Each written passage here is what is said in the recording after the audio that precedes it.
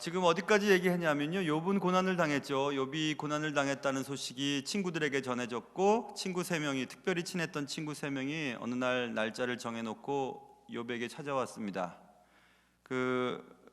친구들의 이름을 성경에서는 대만 사람 엘리바스와 수아 사람 빌닷과 나아마 사람 소말이었다고 얘기했죠. 그 세 친구는 욥을 보는 순간 자신의 눈을 의심했습니다. 왜냐하면 너무 욥이 망가졌기 때문에 그랬어요.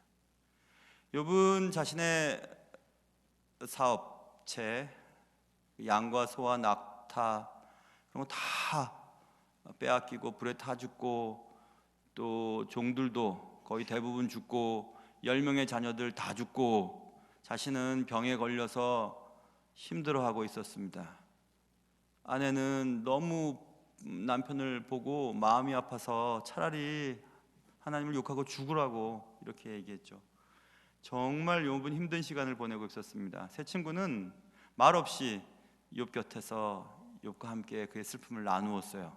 그러다가 일정한 시간이 지난 후 세 친구 중에서 장자 리더였던 엘리바스가 이제 입을 열기 시작했다고 했죠. 지난 시간에 그래서 엘리바스가 욥에 대해서 입을 열었던 욥의 엘리바스의 첫 번째 말 가운데 반 정도 분량을 얘기했어요. 그게 4장에 있는 내용이었거든요. 지난 시간까지 우리가 얘기한 것은 엘리바스는 자신의 영적 체험을 욥에게도 적용시키려고 했고, 고난에 대한 일반적인 문제를 특정한 개인, 욥이 지금 닥치고 있는 그 재앙과 고난에 일반적인 것을 적용시키려고 하는 그런 무리한 적용을 했다는 것을 알 수 있죠. 이제 그 두 번째 이제 계속 이어지는 엘리바스의 얘기가 오늘 본문에 나왔습니다. 오늘 본문 가운데서 우리가 눈여겨봐야 할 것은 이런 것입니다. 6절에 보세요. 6절에 눈으로 보시면 재난은 티끌에서 일어나는 것이 아니며 고생은 흙에서 나는 것이 아니니라 이렇게 얘기했습니다. 여기서 우리가 주의 깊게 봐야 할 단어는 티끌과 흙이에요. 그것은 아무것도 없음, 무를 말하는 거거든요. 아무것도 없는 것. 자, 그런데 재난이 아무것도 없는 것에서 일어나는 줄 아냐? 다시, 재앙과 고난이 아무것도 없이 발생되는 것인 줄 아냐? 이 말입니다. 다시 얘기하면 환난이 흙에서 나올 리 없고 재앙이 땅에서 솟을 리 없다네, 이렇게 번역된 성경도 있습니다. 다시 얘기하면 불행이라고 하는 것은, 지금 욥이 네가 당하고 있는 재앙과 고난은 까닭 없이 찾아온 것이 아니야, 이 얘기하고 싶은 거예요. 이유 없이 찾은 것이 아니야, 이유 없이 생긴 것이 아니야. 우리 예전에 아니 땐 굴뚝에 연기 나랴 이런 말이 있잖아요. 원인 없이 이유 없이는 결과가 발생되지 않는다는 얘기입니다. 원인이 분명히 있었다는 거예요. 인풋이 있어야 아웃풋이 있는 것처럼 들어가는 게 있으니까 나오는 게 있다는 얘기입니다. 그러니 네가 지금 당하고 있는 재난과 고난은 네가 저지른 죄의 대가일 뿐이야. 그것을 지금 엘리바스가 강조하는 거예요. 맞습니다.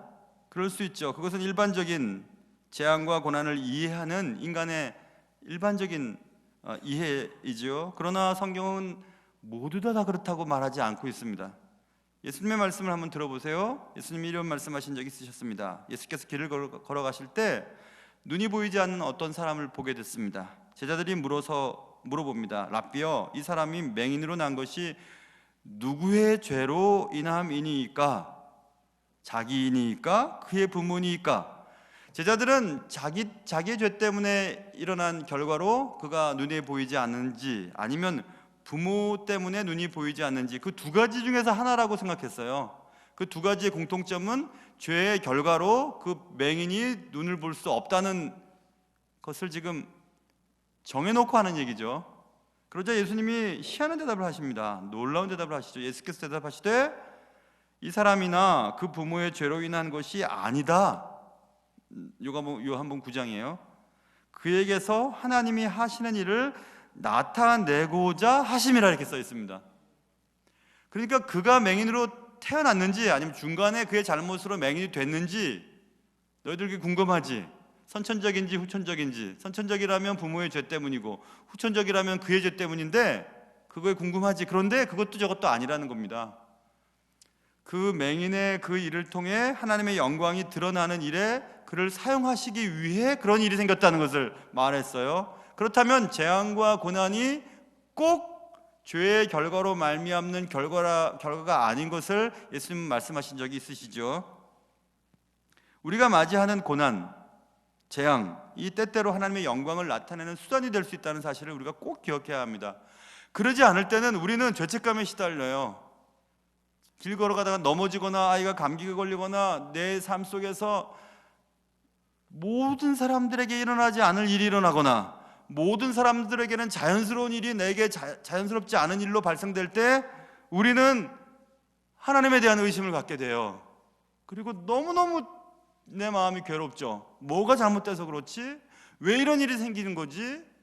이런 생각을 가질 때가 있습니다. 저는 제 삶에 대해서 또 제가 하는 일에 대해서 조금 이제 게을러질 때, 여러분 그 TV를 보시는 분들은 그 CTS 기독교 방송에 예수사랑 여기엔가 뭐 그런 방송이 있어요. 저는 그 방송이 안 나오니까 저희 집에는, 그래서 유튜브로 이제 예전 그 영상을 보는데 거기 보면 주님의 사역자들이 병에 걸리고 불치병에 걸리고 뭐 이런 얘기들이 많이 나와요. 한 15분에서 한 20분 정도의 사이에 방영되는 건데 그 보면 볼 때마다 눈물이 나요.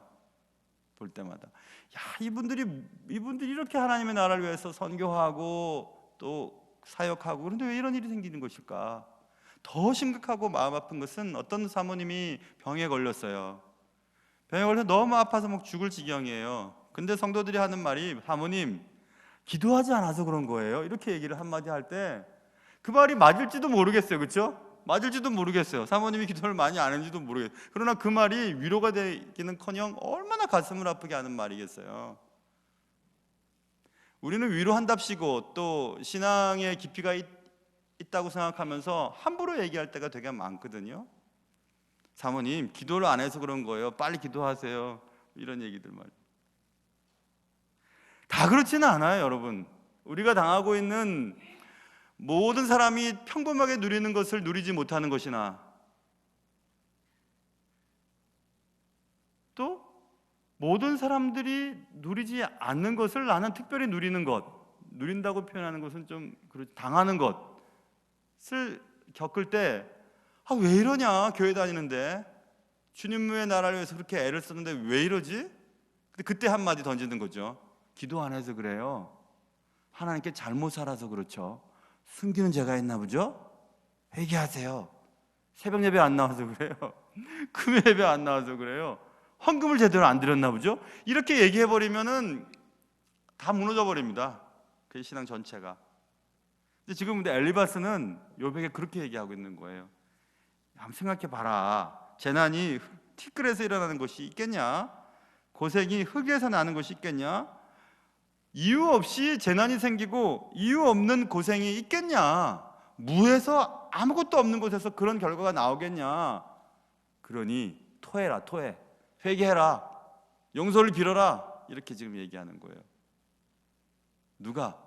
신앙 좋은 친구가, 나이 많은 엘리바스가 친구의 고통을 함께하기 위해 멀리서 왔던 그의 친구가 그렇게 얘기하고 있는 거예요. 예수님 말씀하신 것처럼 우리에게 당하는 재앙과 고난이 때때로는 하나님의 영광을 위해서 사용하시는 도구라고 하는 사실을 여러분 꼭 기억하시고, 또 한 가지는 그러한 사실이 다른 사람에게도 역시 적용될 수 있다는 사실을 기억하셔야 돼요. 저 사람이 지금 당하고 있는 재앙과 고난이 하나님의 영광을 위해서 지금 하나님이 도구로 사용하시는 것이라는 사실을 잊지 말아야 돼요. 그러지 않을 때 우리는 함부로 얘기하기 쉬워요. 함부로 얘기를 하니까 교회에서 자신의 당한 고난과 재앙을 꺼내길 싫은 거예요. 나는 지금 그것 때문에도 아픈데 성도들이라고 하는 사람이 와서 하는 말이, 한마디씩 던지는 말이 그런 말을 하거든요. 그러니 못 견디는 거죠. 그래서 그렇게 하면 안 되는 겁니다, 여러분. 그리고 그러므로 보세요. 재앙과 고난은 그럴 만한 원인이 있기 때문이다라고 지금 엘리바스가 얘기하고 있죠. 그렇기 때문에 지금 네가 당하는 재앙과 고난은 예상된 결과일 뿐이야. 그 얘기를 지금 7절에서 하고 있어요. 보세요. 7절 보시면 사람은 고생을 위하여 났으니 불꽃이 위로 날아가는 것 같으니라. 사람은 고생을 위하여 났으니 불꽃이 위로 날아가는 것 같으니라. 제가 아주 쉽게 번역을 직역해 보면 이렇게 돼요. 보세요. 무릇 사람이란 재앙을 위해 태어나니 불꽃이 위로 치솟는 것과 같다네. 그래서 잘 이해가 안 가죠. 그러면 뒷부분이 강조돼요. 뒷부분이 중요한 거예요. 불꽃이 위로 치솟는 것 같다네. 다시 불꽃이 위로 날아가는 것 같다. 불꽃이 위로 날아간다. 그러면 반대로 얘기하면 불꽃이 땅으로 내려간다. 어떤 게 맞아요? 불꽃은 하늘로 올라가죠. 자연스럽다는 얘기예요. 지금 이 7절의 말은 사람은 어차피 고생하기 위해 태어난 거야. 그것은 마치 불을 피우면 불꽃이 하늘로 올라가는 것처럼 자연스러운 거거든. 왜냐하면 여기서 사람이라고 하는 말은 타락한 인간, 죄를 갖고 있는 인간을 말하는 거거든요. 그러니까 인간이란 원래 죄를 갖고 난 인간은 그 죄에 대한 대가를 치르기 마련이야. 그것은 마치 불꽃이 하늘로 올라가는 것처럼 매우 자연스러운 거야. 그러니 재앙과 고난은 우리에게 예상된 결과야. 죄인된 인간이 죄를 짓고 죄에 대한 결과로 말미암아 재앙과 고난을 겪어야만 하니까 말이야. 그러니까 너는 지금 네가 당하는 재앙, 양과 낙타와 뭐 이런 거 다 없어지고 종도 다 없어지고 자녀들 다 죽고 재앙이죠. 그리고 그것 때문에 말미암는 내가 당하는 고난, 또 자신의 몸에 피부병이 생기니 고난, 그런 건 예상했던 거야. 이렇게 얘기하는 거예요. 당연한 결과라는 거죠. 타락된 인간에게 재앙과 고난이 찾아오는 것은 자연의 이치니까 맞아요. 모든 사람들은 그렇게 생각합니다. 구약에서 한 구절 뽑아볼게요. 미가서 7장 9절에 내가 여호와께 범죄하였으니 그의 진노를 당하려니와 써 있어요. 여호와께 범죄했으니까 그 결과로 나는 진노를 당한다. 맞죠? 요한복음 5장에도 주님이 이렇게 말씀하십니다. 그 후에 예수께서 성전에서 그 사람을 만나 이르시되 보라 네가 나았으니 더 심한 것이 생기지 않게 다시는 죄를 범하지 말라 하시니, 예수님의 말씀 속에는 죄의 대가로 말미암는 고난에 대한 여지를 두시는 얘기죠. 분명히 맞죠. 그것은 맞는 말이에요. 여러분, 인간은 죄를 짓고 죄로 말미암아 죄의 대가를 치르게 되어 있습니다. 그죠? 자연법에도 그렇고 하나님 앞에 살아가는 여러분과 저도 마찬가지입니다. 하나님 앞에서 죄를 지으면 그 죄의 대가를 치르게 되어 있어요. 죄에 대한 용서는 하세요, 주님이. 그러나 그 죄의 영향력이 우리의 삶과 우리 자녀들에게 영향을 주게 마련입니다. 내가 잘못 살면 내 자녀들에게 영향을 줘요. 그것은 죄에 대한 대가를 치르는 거죠. 우리가 사는 날 동안. 성경에 보면 너가 지은 죄를 너에게 묻지 않고 너의 자녀에게 묻겠다. 그게 더 큰 죄에 대한 대가 아니에요? 내 당대의 때는 죄의 대가를 묻지 않으신 것이 잘됐다 할렐루야 할 게 아니잖아요. 내 자녀가 고통을 당하는 것을 누가 좋아하는 부모가 있겠습니까? 여러분이 똑바로 살지 못하면, 제가 똑바로 살지 못하면 자녀들이 제대로 살 수가 없어요. 그것은 여러분과 제가 자녀들한테 정말 못할 짓이죠. 여러분과 제가 신앙생활을 똑바로 하지 못하면 자녀들이 신앙생활을 제대로 못합니다. 어쩔 수가 없는 거예요. 맞는 말이죠. 그렇죠? 분명히 맞는 말이죠. 구약에서 하나, 신약에서 한 구절 뽑아서 제가 말씀드렸습니다. 죄를 범하면 그 죄에 대한 진노를 당하는 것은 맞아. 그건 맞아요. 그렇죠? 맞는 말이에요. 그럼에도 불구하고 그건 보편적이고 일반적인 이론을 특별한 상황에 그냥 적용시켜서는 안 된다는 얘기예요. 욥이 잘못한 게 지금 뭐가 있었죠? 너무너무 하나님 앞에 잘 살았기 때문에 하나님도 자랑하셨잖아요.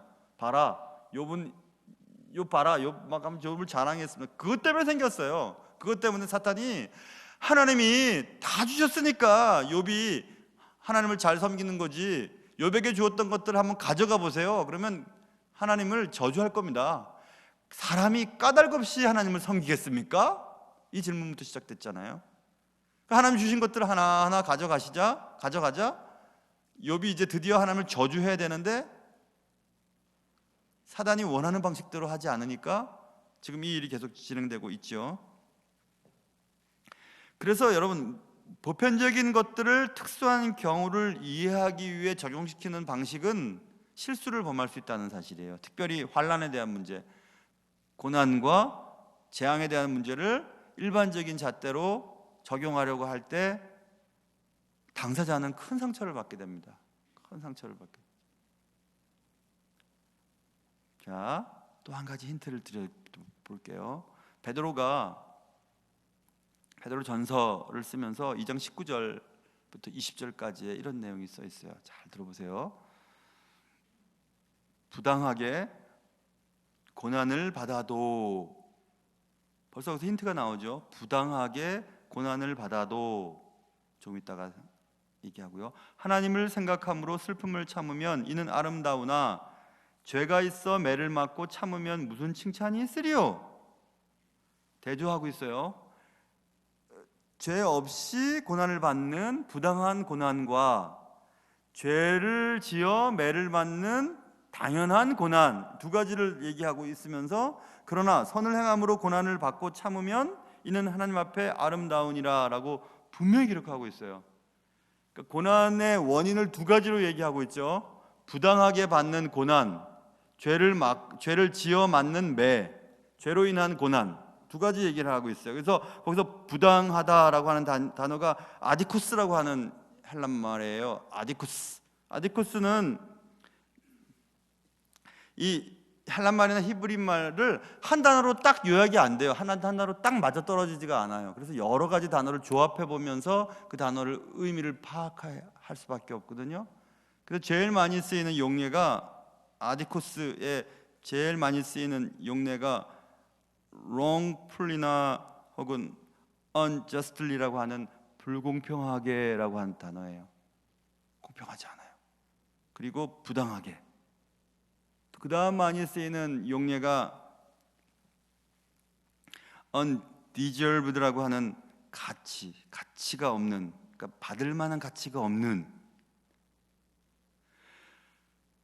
또 부당한으로도 해석도 되고요. 또 다른 용례는 without fault라고 하는 걸로 해석이 돼요. 그러니까 잘못은 없음에도 불구하고 받는. 종합해 보면 하나님, 나는 이런 고난을 받을 이유가 전혀 없어요. 이건 너무 불공평해요. 하나님, 이거는 페어한 거 아니에요. 공평한 게 아니에요. 하나님, 나는 그런 고난을 받을 만한 받을 만한 일을 한 적이 없어요. 나는 그런 잘못을 한 적이 없거든요. 근데 왜 내게 고난을 이런 걸 주시는 거죠? 라고 하는 그런 뜻이에요. 그러니까 그런 의미를 가진 고난이 있다는 거예요. 베드로가 볼 때에, 베드로가 우리에게 말씀하고 있어요. 그런 고난이 있을 때 하나님을 생각함으로 슬픈 것을 참으면 이게 되죠. 참아내셔야 돼요. 왜 내게 이런 일이 생기는지, 왜 우리 가정에 이런 일이 생기는지 내가 아무리 생각해봐도 내가 그럴 만한 자격, 그럴 만한 가치, 그럴 만한 이유가 없어요. 하나님, 내가 그만한 고난을 받을 만한 어떤 잘못을 한 적이 없어요. 하나님은 불공평하세요. 하나님 부당하세요 라고 생각이 드는 그런 고난과 재앙 속에서 하나님을 생각하며 참으면, 슬픔을 참으면,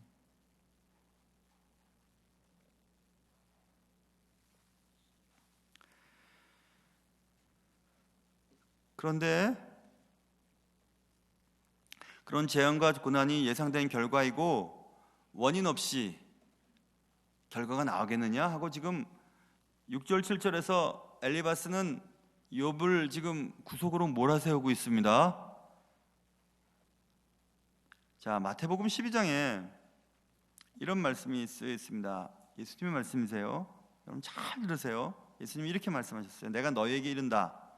사람이 무슨 무익한 말을 하든지 심판날에 이에 대하여 신문을 받게 될 거다. 무익한 말, 쓸데없는 말, 아무짝에도 쓸데없는 말. 그 다음에 이제 설명해요. 내 말로 의롭다함을 받고 내 말로 정죄함을 받으리라. 이렇게 주님 말씀하셨어요. 우리의 말로 심판대 앞에 섰을 때 네가 말한 말로 의롭다 혹은 너 의롭지 못하다라고 정죄함을 받게 될 것이다. 이렇게 주님이 말씀하셨어요. 이 말은 내가 말에 실수했네. 그런 말 하지 말걸. 그런 차원이 아니에요. 예수님의 그 심판의 대상이 되는 말은 내가 실수했습니다. 이거 잘못했어요. 그 말을 말하는 게 아니에요. 그 말을 이해하려면 그 앞절을 읽어보면 돼요. 마태복음 12장 36절과 37절을 제가 읽은 거고, 그 앞절에 34절부터 35절까지 독사의 자식들아 너희는 악하니 어떻게 선한 말을 할 수 있느냐? 이는 마음에 가득한 것을 입으로 말함이라. 선한 사람은 그 쌓은 선에서 선한 것을 내고 악한 사람은 그 쌓은 악에서 악한 것을 내느니라 라고 말했어요. 자, 무익한 말을 하는 사람이 있어요. 근데 이 말로 심판을 받고 의롭다함을 받게 된대요. 그런데 우리는 그 말 한마디 때문에 예수님이 하나님이 심판대 앞에서 의롭다고 하고 의롭지 않다고 하는 건 너무 그런 거 아니세요? 근데 그 앞절을 우리가 봤지요.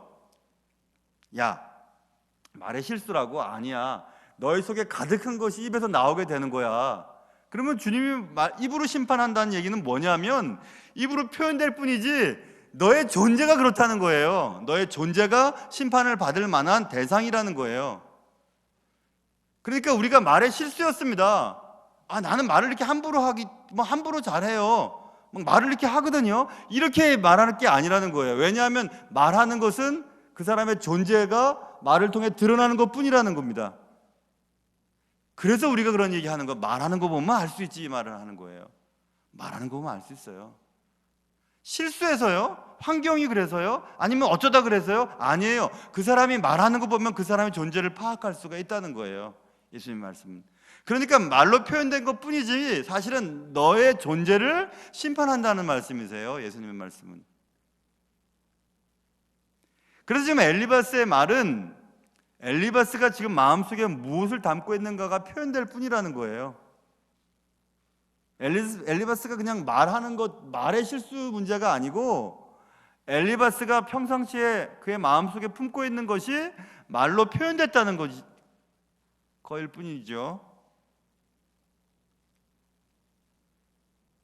그래서 지금 엘리바스는 평상시에 무에서 어떻게 유가 나와? 재난은 티끌에서 일어나는 것이 아니고 고생은 흙에서 나는 것이 아니야. 원인이 있으니까 결과가 나는 거지. 그러므로 네가 지금 고난당하는 것은 불꽃이 위로 날아가는 것처럼 자연스러운 이치일 뿐인 거야. 그 말은 뭐예요? 회개 좀 해라, 이 얘기입니다. 죄를 지었으니까 지금 네가 벌 받는 거 아니야, 이렇게 얘기했어요. 그가 말에 실수한 게 아니고 그의 마음속에는 지금 욥이 죄를 짓고 하나님 앞에 회개하지 않으니까 지금 이런 결과를 네가 지금 스스로 네 무덤 파고 있는 거니까 어쩔 수 없어 너는.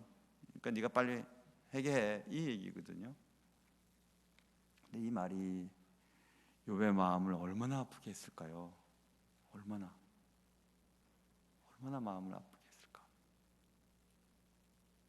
우리 집안에 생기는 이 많은 고통이 내가 잘못 살아서 이런 결과를 얻었다고 누군가 얘기를 해줘요.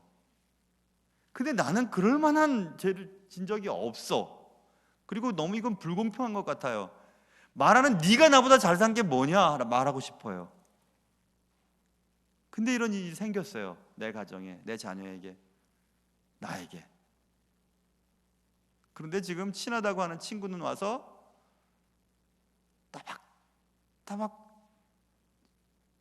일반적인 얘기를 지금 하고 있습니다. 너무 마음 아프죠. 너무 마음 아파요. 마음이 아파요. 혹시 나도 그런 적은 없었는가 생각해 봅니다. 목사로서 정답만 얘기하진 않았나 생각해 보죠. 그래서 그렇게 이제 얘기해놓고 이제 드디어 오늘 설교의 제목인 나라면 하나님을 찾겠고 내 일을 하나님께 의탁하리라. 나 같으면 회개하고 해결하겠다, 이 얘기죠. 그런데 여기서 우리가 6절과 7절에서 엘리바스가 하고 싶은 얘기를 딱 던져놓고, 야, 나라면 하나님을 찾겠고, 거기서 우리가 또 놓치지 말아야 할 단어가 생략되어 있어요. 한글 성경에. 영어 성경에는 써 있어요. But if it were I, 이렇게 돼 있어요. 히브리 말로 울람이라고 하는 단어. 울람은 말 그대로 but이라고 해석이 돼요. but. 그러니까 요 나라면 앞에 그러나 나는, 이런 말로 해석을 해야 돼요. 자, 보세요. 야, 원인 없는 결과가 어딨냐?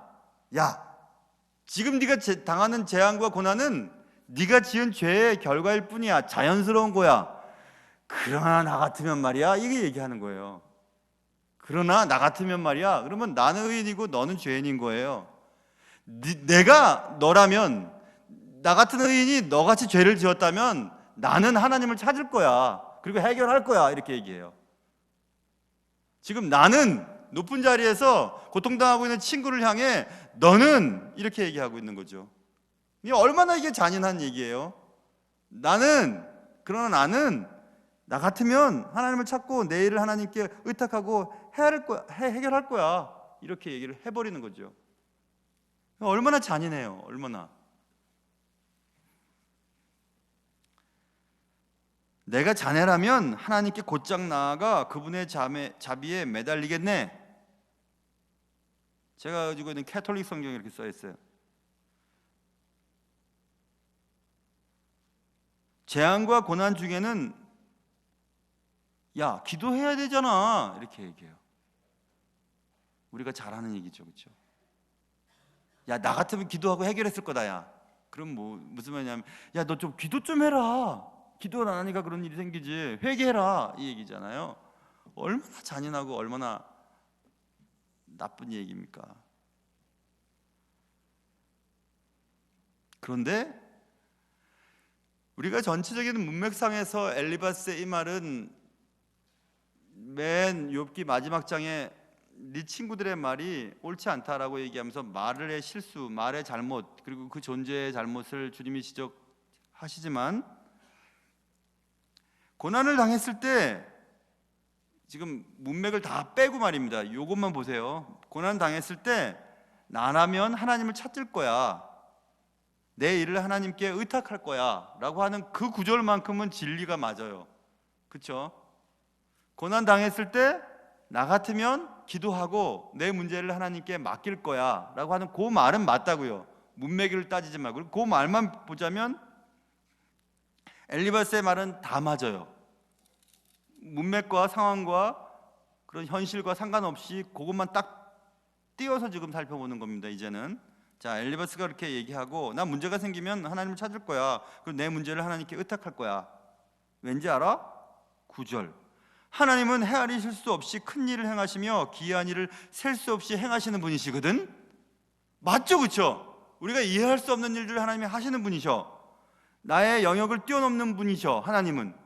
그러니까 내가 이해할 수 없는 이 문제를 하나님께 의탁할 거야. 맞아요. 그죠? 맞아요. 이 말은 맞는 말이죠. 10절. 비를 땅에 내리시고 물을 밭에 보내시며, 이 말은 무슨 말이냐면 만물의 공급자이신 하나님이라는 얘기예요. 모든 것을 살리시고 먹이시고 입히시고 하는, 비를 땅에 내리시고 물을 밭에 보내시며, 아무것도 없는 땅과 밭에 비를 내리시고 물을 내리셔서 생명을 살아나게 하시는 하나님, 만물의 공급자이신 하나님. 맞죠? 그것도. 11절. 낮은 자를 높이 드시고 애곡하는 자를 일으키시사 구원에 이르게 하시느니라. 그것도 맞아요. 모든 것의 10절에서는 공급자이셨지만 11절에서는 모든 것의 주권자이신, 낮은 자를 높이시고 애곡하는 자를 일으키시고 구원에 이르게 하시는 주권자이신 하나님. 그것도 맞죠. 그런 하나님이셔. 그것을 기억해야 해.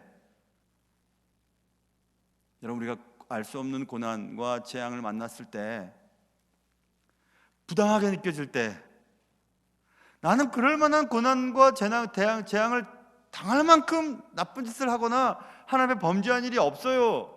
난 너무 억울해요 라는 생각이 들 때, 그때라도 우리가 할 수 있는 일은 하나님을 찾으셔야 돼요. 하나님 헤아릴 수 없는 일들을 하고 계시고 만물의 공급자이시고 사람을 높이시기도 하고 낮추시기도 하는 주권자이시기 때문에 하나님이 알 수 없는 이 문제를 하나님의 방식대로 해결하실 것이라고 하는 그 믿음을 하나님은 우리에게서 기대하시거든요.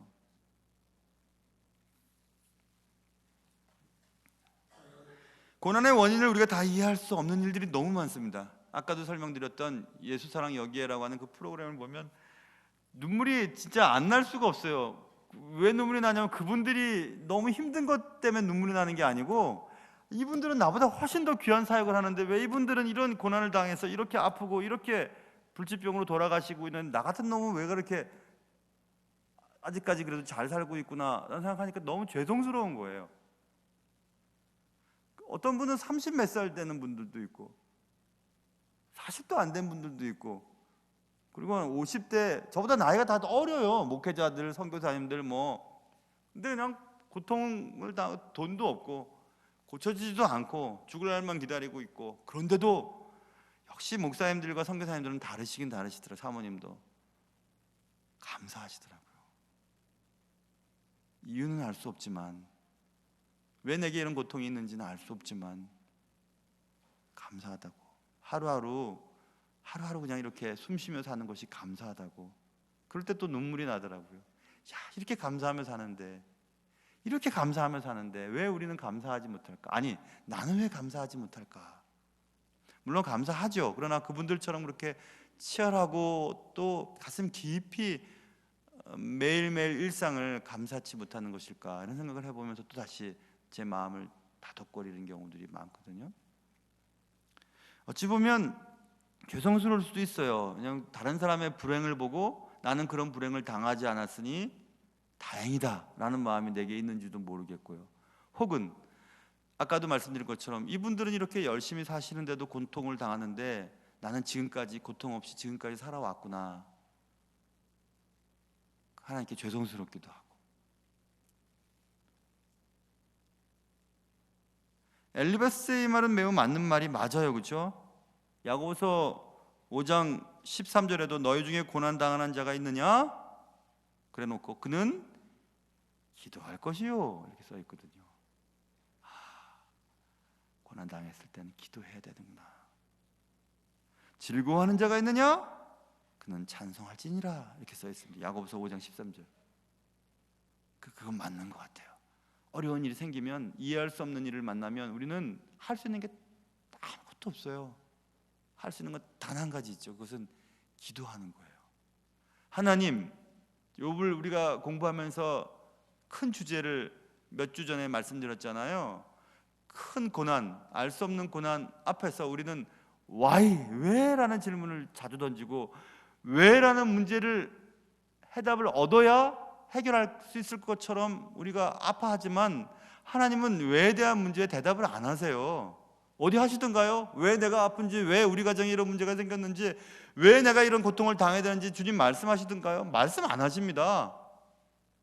그렇기 때문에 우리는 고난 당했을 때 why, 왜를 찾기보다 what, 무엇을 주시려고 하시는 것일까? how, 그럼 어떻게 해야 되지? 그런 생각을 해야 된다고 말씀드렸잖아요. 그렇죠? 그러니까 기도하면서 기도의 내용이 하나님 왜 그렇죠? 왜 나한테 이런 어려움을 주시는 거죠? 왜 나를 이렇게 슬프게 만드시는 거죠? 왜 저 사람이 나한테 이런 말을 하게 하는 거죠? 왜 우리 가정에는 이런 문제가 생기는 거죠? 묻지 마세요. 물어도 안 들어주세요. 하나님, 이 일을 통해서 하나님의 영광이 어떻게 드러나기를 원하시는지요? 내가 어떻게 반응하기를 기뻐하시는지요? 내가 어떻게 해야 하나님이 영광 받으실 것인지 알려주십시오 하고 한 걸음 한 걸음씩 나가는 거예요. 앞이 안 보여도. 그때 하나님은 셀 수 없는 일을 하시고 비를 내리시고 물을 주셔서 아무것도 없는 곳에서 만물을 살아갈 수 있도록 공급하시고 막 진토에서 사람을 세우시는 주권자이시라는 사실을 기억하면서 기도해야 되는 거예요. 아무 그냥 이유 없이 한탄이나 하면서 막 그냥 가슴에 북받쳐 오는 것 때문에 막 그냥 막 소리만 지르면서 하는 기도가 아니고 차분하게 한마디씩이라도 기도하는 거죠. 하나님, 나는 이해할 수 없고 나는 헤아릴 수 없는 그 하나님을 난 신뢰합니다.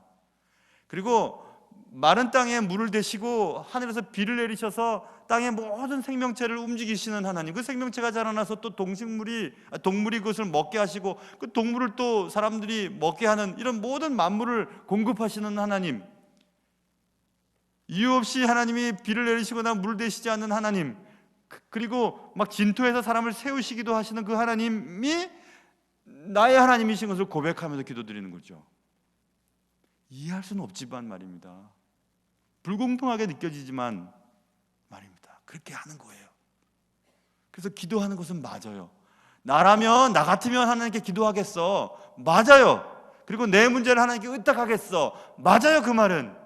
그런데 그 맞는 말을 어떤 사람에게 모두 다 적용시킬 수가 없다는 거예요. 지금 욥은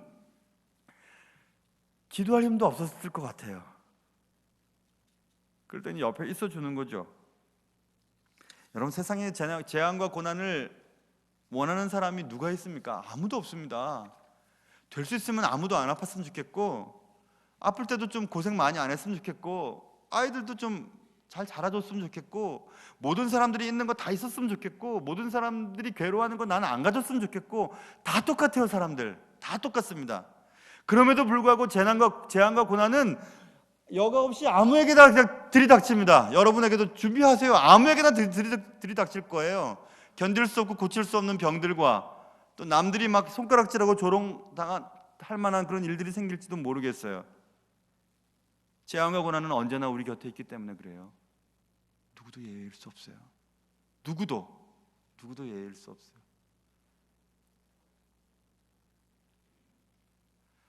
제가 얼마 전이 아니죠. 몇 년 전에 어떤 책을 읽었는데요. 참 이상한 게 있대요. 그 이상한 건 뭐냐 하면, 기독교인들이 그런 질문을 많이 던진다네요. 무슨 암의 선고를 받거나 불치병에 대한 얘기를 했을 때 왜 내게 이런 일이 생겼는지 하면서 막 괴로워한다는 거예요. 그럴 때 그 의사가 지은 책인 것 같아요. 심리학자이면 의사. 참 이상하다. 왜 당신에겐 그런 일이 생기지 않을 거라고 생각하셨어요? 이런 질문을 던져보고 싶다는 거죠.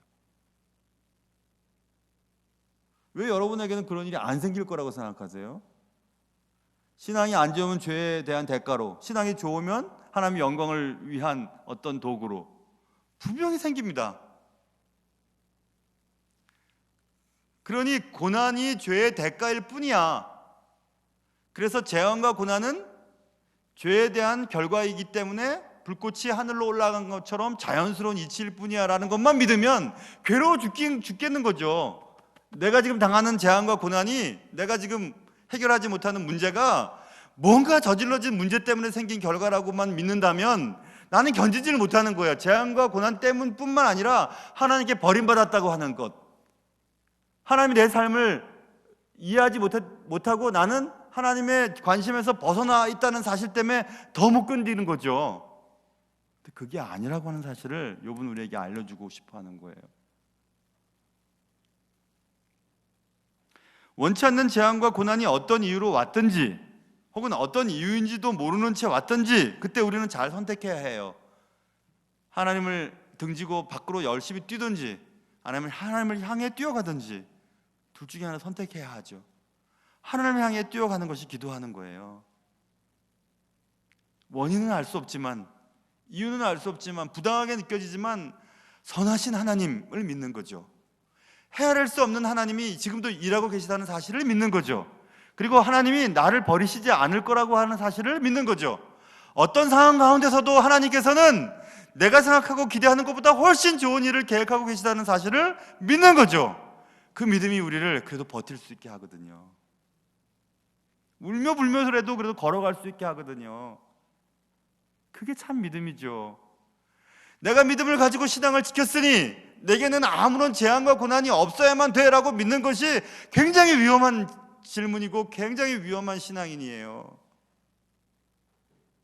오히려 내가 원치 않고 기대치 않았고 생각지도 않았던 재앙과 고난이 닥쳤을 때, 그때라도 믿음을 지키며 하나님의 선하심을 분명히 믿으며 그냥 걸어가는 거죠. 그냥 하나님의 광활하신 뜻을 이해할 수는 없지만 하나님이 온 천하를 먹이시고 공급하시고 주권자이신 하나님이 내 삶도 알고 계시다고 하는 사실을 믿는 거예요. 그 믿음이죠. 눈물 나지만 그렇게 가야 돼요. 왜냐하면 18절로 넘어가 보면, 지금 한 구절 한 구절 다 하기가 좀 그래서 좀 넘어가 볼게요. 18절로 넘어가시면, 하나님은 아프시게 하시다가 싸매시며 상하게 하시다가 그의 손으로 고치시나니. 아멘. 하나님 그러신 분이세요. 하나님 그런 분이세요. 아무리 바빠도 앞에 줄 이거 얘기를 하긴 해야 되겠어요. 보세요. 그런 고난을 당할 때 15절과 16절 엘리바스 입을 통해서 이렇게 말씀하세요. 하나님은 가난한 자를 강한 자의 칼과 그 입에서 또한 그의 손에서 구출하여 주시나니 그러므로 가난한 자가 희망이 있고 악행이 스스로 입을 다무느니라. 여기서 강조점 15절 16절의 강조점 뭐예요? 가난한 자라고 하는 말이에요. 그런 재앙과 고난 앞에서 마음이 한없이 가난해져요. 가난한 자는 외부로부터 오는 도움이 있어야 생존할 수 있는 자가 가난한 자잖아요. 하나님의 도움을 깨닫게 돼요. 그런 재앙과 고난 앞에서 이해할 수 없는 문제 앞에서, 원인도 알 수 없는 그런 문제 앞에서 내 마음이 주님을 찾게 되죠. 하나님의 도움이 없으면 한순간도 살 수 없습니다라고 하는 마음을 가지고 하나님을 찾는 거예요. 그럴 때 하나님은 아프시게 하시다가 싸매시고 상하게 하시다가 그의 손으로 고치시는 일들이 있는데, 그것은 어떻게 나오냐면 24절에 내 장막의 평안함을 허락하시고, 24절 하반절 잃은 것이 없게 하시고, 25절 자손이 많아지게 하시고, 26절 장수하게 하신다. 거기서 26절 하반절에 마치 곡식단을 제때 들어올림 같으니라. 곡식 익지 않는데 잘라버리지 않잖아요. 곡식 익었을 때 들어올리죠. 농부가. 그것은 제 수명을 다한 뒤에 데려가신다는 얘기예요. 수명대로 살게 하신다는 얘기예요.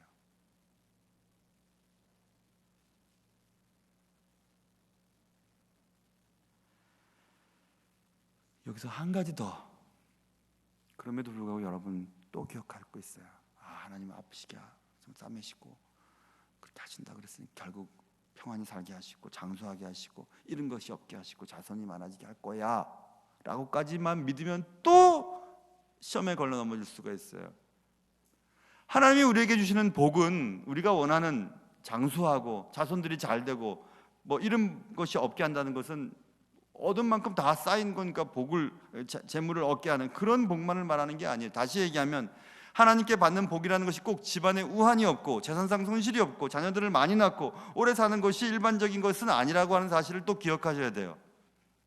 오히려 진정한 복은, 진정으로 복을 경험한 사람은 하박국 3장 17절과 19절의 고백처럼 비록 무화과나무가 무성하지 못하고 포도나무에 열매가 없고 감람나무에 소출이 없고 밭에 먹을 것이 없고 우리의 양이 없고 외양간에 소가 없을지라도 나는 여호와로 말미암아 즐거워하며 나의 구원의 하나님으로 말미암아 기뻐하리로다. 주 여호와는 나의 힘이시라. 나의 발을 사슴과 같게 하사 나를 나의 높은 곳으로 다니게 하시리로다. 그런 고백이 나와야 돼요. 결국 우리 삶의 가장 큰 행복은 하나님 안에 있어요. 하나님 안에.